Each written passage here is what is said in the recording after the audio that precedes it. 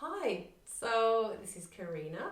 I'm going to be doing a tutorial about Salamba Sarvangasana, supported headstand. This is a question that has been asked to me by Mary, so I thought the best way for me to answer would be to do a video. I know it's one of those postures that as a yoga teacher we get asked a lot about, and it's kind of a milestone yoga posture where a lot of yogis, once they've been practicing a while, they desperately want to do headstand. And from the outset, yes, it's a lovely posture, and it requires a good mix of strength, flexibility, of balance. But it's a posture that I would like to emphasize that you shouldn't rush into this posture. This posture, there can be a lot of pressure on the neck, and you really want the neck to be strong before you take it all the way up into a full headstand. Some of the benefits of Shirsasana.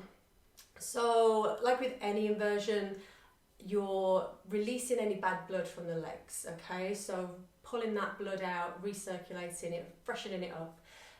So that's one of the benefits of the inversion. There's lots of others. So of course concentration, there's a lot of focus that's needed, so it improves your concentration, improves your focus, and it's very meditative because it's one of those postures you can't be thinking of anything else. You have to be totally present to be able to succeed in doing the posture. It gets rid of toxins from the body because again you're helping to flush toxins out. You're bringing blood into the lymphatic system, helping to get those toxins removed. It's great for looking young because you're pulling blood into the head, into the face, and giving the blood in the face a nice freshen up, and that goes with any kind of inversion. So I'm 56, can't tell, can you? It's great for just helping bring blood into the head. So these are some of the benefits. There's lots of other benefits for Shirsasana, but those are some of the benefits.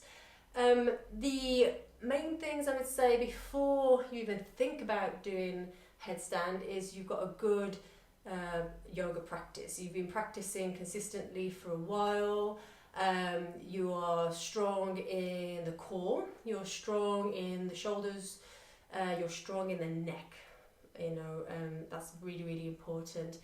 And to be able to do headstand, to be able to deadlift into a headstand, then obviously you'll need a lot more strength in the core, and you'll also need flexibility in the legs as well. So nice, hamstrings, long hamstrings, even though they're not technically longer, but you need less tension in the hamstrings to be able to deadlift. The common issues that I come across as a teacher with headstand, first and foremost, it's the fear of falling over going into headstand. So I'll always say there's preparatory poses to get us into our full headstand. I would say stay with the preparation variations first before you rush into headstand. I see so many, they've got the confidence, and kudos to those guys that have the confidence to just throw their legs up and then they end up falling over. It's better to take your time, like with any posture. Go easy, don't rush. If you fall, or if you think you're going to fall with a supported headstand, the fingers are interlaced. So if you feel you're going to fall, in my experience, if you quickly release the hands, you should gambol out. If you stay rounded in the spine, you're going to gambol out, and you're not going to hurt the hands. If you've got a good back bend and you feel like you're going to fall, you're open in the triceps and in the shoulders, you can just allow the feet to fall. You'll come into a kind of wheel, hopefully. But I like to say, try not to get to that stage where you are going to fall. You can use a wall, but don't just throw yourself up the wall. Use the preparatory poses to get you up there, and the wall is just there as your yoga teacher to support you if you do go too far. Other issues that I find is obviously flexibility issues in the shoulders. Still, I have to work on my shoulders a lot. They're still quite tight. So flexibility issues in the shoulders can prevent people finding a nice line in their headstand. Core strength as well. And also, like I said, flexibility in the legs can prevent you from deadlifting. Deadlifting isn't a necessity for getting into headstand. Neck pain is another one. I would say if you have neck pain in general, I would just think it's worth avoiding headstand. Work on handstands where there's no pressure through the neck. Work on shoulder stand with a blanket under the shoulders so that you're not putting pressure through the neck. Doing a headstand or forcing yourself into headstand when you already have neck issues is not a good thing. Also, a lot of people I know who have been practicing a while and can get into headstand, later down the line they start to get some neck issues because potentially their neck wasn't strong enough when they started doing headstand, and they injure their cervical spine. That's something we don't want. The position of the head on the mat is really, really important, and this is where I think a lot of people go wrong. The initial setup. And also, if your head is in the wrong position, if the point of contact between your head and the mat is in the wrong position, you're going to put unnecessary stress through your neck. So what I would say to find the correct position for your head to be, it's better to be standing upright, but I'm going to sit down just to show you this, and just get a nice tall spine. Make sure the chin is nice and level to the mat, and the neck is in a nice long position. So hopefully you can see here. So my shoulders are relaxed, and I'm pressing through the crown of my head, the very top of my head, and now just tap the very top of your head, and that is where you want the point of contact to be with the mat. So a lot of people, it's here, and again, if your head is back a little bit, not a great position for the neck at all. You're going to be putting unnecessary pressure through the neck joint, or the joints in the neck, and then sometimes it's too far back, so they have their head here, and again, it's exactly the same as being too far forward, too much, the neck isn't in a great position at all here. So you want to find that nice position, so as if you were standing tall, like in your samastiti or your mountain pose. That is where you want to try to feel where the very top of your head is. And I say tap a few times and get the feeling for where that point is, so that when you come to the mat, you have a little bit of sensation from where you were tapping, and you'll be able to get the position right on your mat. Another thing is bandha engagement, really, really important in any kind of inversion, in any kind of lifting in yoga. If you don't have bandha engagement, all the body's weight is going to be going into the neck. What we're trying to do with bandha engagement is and with any engagement in the body, so in headstand, you want the legs engaged, so the strength in the legs are lifting the legs. The core engaged, so the strength in the core is lifting the lower body, and the shoulder engagement, so the strength of the shoulders is lifting the upper body, and then in that way you'll be putting less strain through the neck. My teacher John Scott uses a variation of headstand where we have the arms almost together, and we place our head on top of the arms with the thumbs up, and you press the back of the head against the thumbs. This is, in my opinion, the safest headstand, and in this position you can really work at bringing the head away from the arms, so you're almost in a forearm balance. This is one of the, and maybe I'll cover this in another video, but this, in my opinion, is one of the safest headstands to do.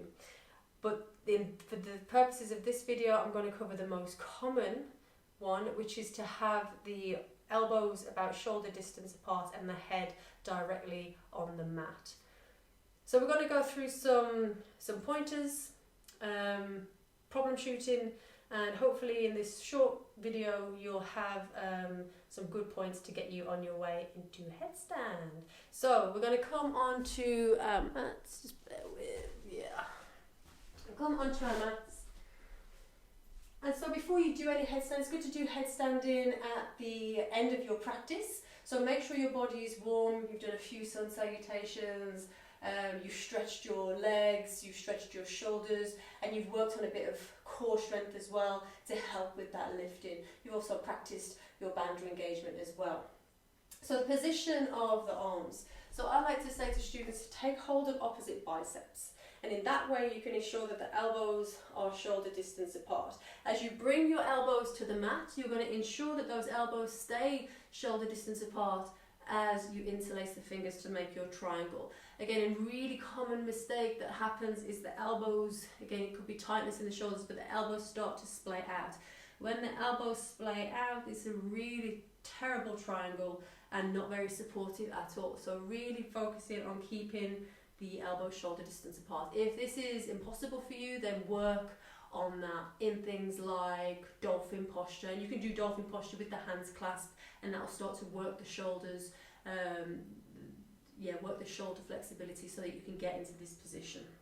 If you can't, then don't bother doing your headstand just yet. So that's the first stage.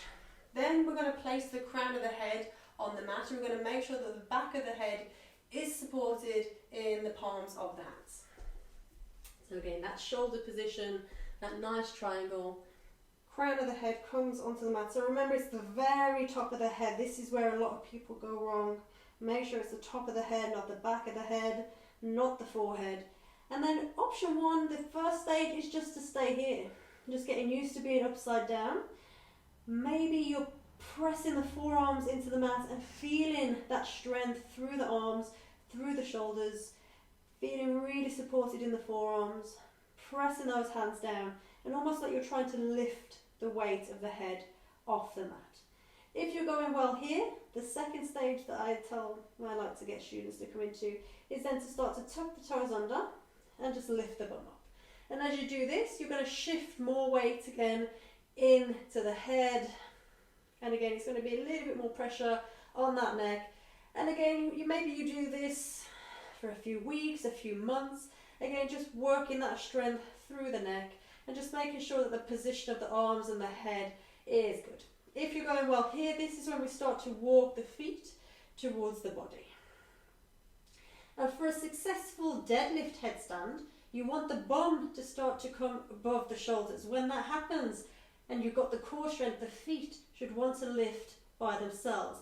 If they don't, option one is just to stay here. Keep working into the flexibility in the legs, keep working into the core strength, and keep walking those feet a little bit closer. Another option is to raise one leg up as you inhale, bring it back down as you exhale, and then switch the legs. And as you're doing this, maybe the foot on the floor lifts, you get a little bit of lift. So that's another option. We can make our way into our half headstand if we're here as well. So this is a good say. We avoid this kicking up. I see a lot of students doing. Avoid that kicking up. It's not good. We want to be looking for control. So you can bring one knee into the chest and see if that other foot comes off the mat, then bring that foot in. And this is your half headstand. This is really going to work into the core strength. And you can work on holding this. It's really safe because all the weight is in the legs still. So if you feel unsafe, you can always come back out and rest in child's pose. If you're going well and if you've been practicing those options for a while, the neck feels good, you feel you're ready to take the next step, this is where we can lift one leg up and bring the other leg to join it in our full headstand. So we're going to set up again, exactly the same, and again you can use a wall for this as well, just if you're a bit worried about going over. So set up the same. And if you have your hair in ponytail and ponytails on top of the head or the back of the head and you can't support the hands, get rid of the ponytail. It's really important that you have the right setup. So the next stage would be to come into your half headstand.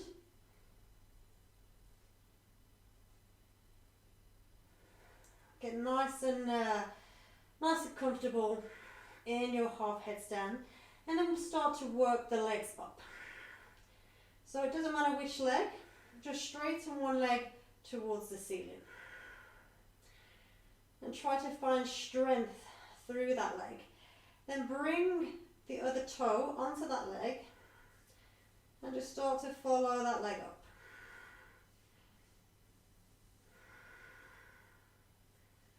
Until both legs are straight.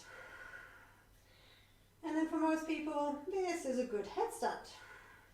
Just scanning the body from the arms all the way up. So press the forearms down, shoulders move away from the ears, find strength through those shoulders. Just check those bandas are on, the navel is in, squeeze the glutes, and find the line all the way up towards those toes. And when you're there, slow the breath, keep the focus, and hold for as long as you feel comfortable. To come out, I would suggest start to bend the knees, bring the feet towards the bum, then find your half headstand, and lower down, rest in child's pose. Always good to rest in child's pose after your headstand.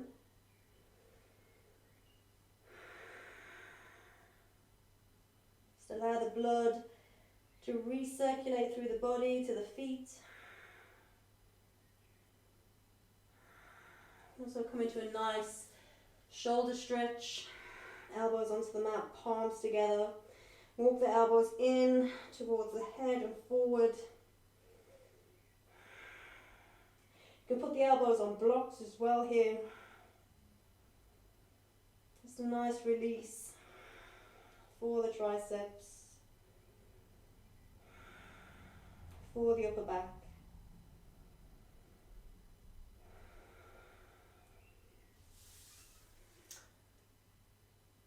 So, you're conquering your headstands, you're finding that straight line.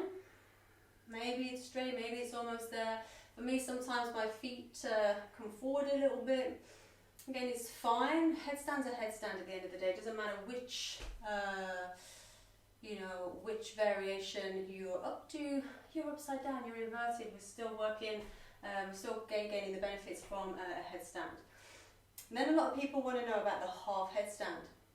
So this is where we start to lower our legs halfway. It really starts to switch the core on, engage the core. So I'm going to show you the technique for coming into half headstand. The most important thing is the weight shift. So as you start to lower the legs are becoming heavy.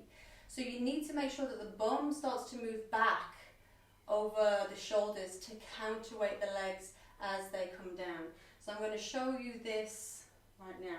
And it's the same for when you're going up as well. So I'll deadlift into a headstand and then straight away I'll come back down, back into a half headstand, so you can see how the body moves through that process.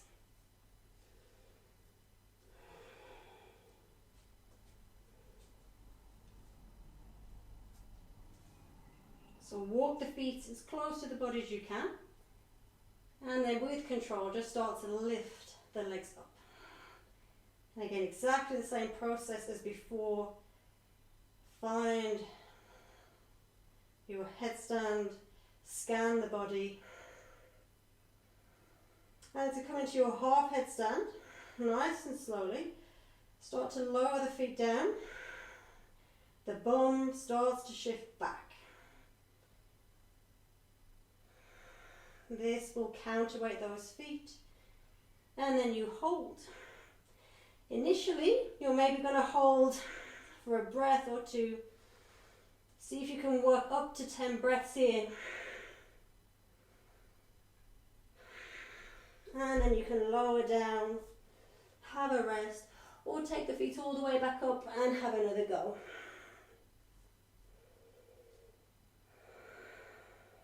And again, rest in your child's pose.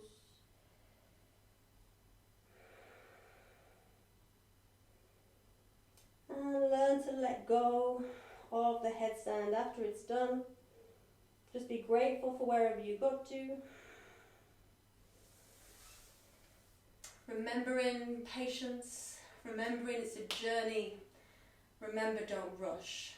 And as I said, if there's any pain in the neck, don't bother with headstand. Do another inversion. You'll still get the benefits. Maybe work on strengthening the neck a little bit more, some neck strengthening postures.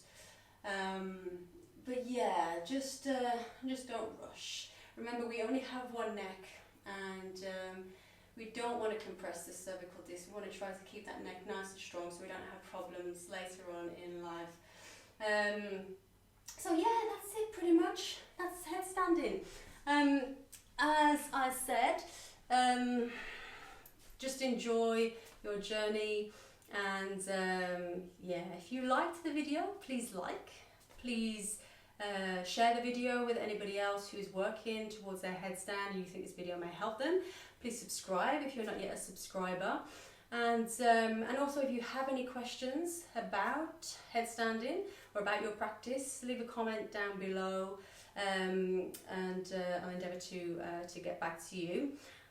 Also, you can find me on social media. I'm on Instagram and on Facebook, Raw Yoga Fitness and Wellness. You can find me on there, and you can send me a private message if you wish.